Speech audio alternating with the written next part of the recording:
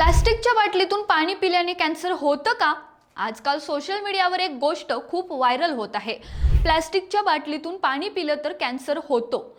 विशेषतः असं सांगितलं जातं की जर बाटली गरम ठिकाणी ठेवली किंवा वारंवार वापरली तर त्यातून विषारी रसायन बाहेर पडतात. पण खरंच असं आहे का? तज्ज्ञांच्या मते आतापर्यंत असा कोणताही ठोस वैज्ञानिक पुरावा नाही की प्लास्टिकच्या बाटलीतून पाणी पिल्याने कॅन्सर होतो. काही लोक BPA नावाच्या रसायनाबद्दल बोलतात.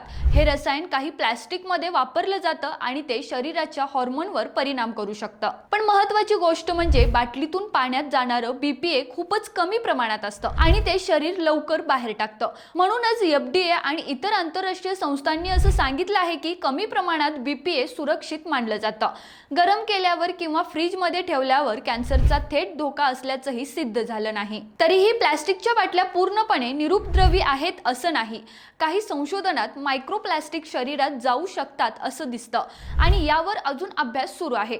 म्हणूनच तज्ज्ञ काय सांगतात, शक्य असेल तर स्टील किंवा काचेच्या बाटल्या वापरा.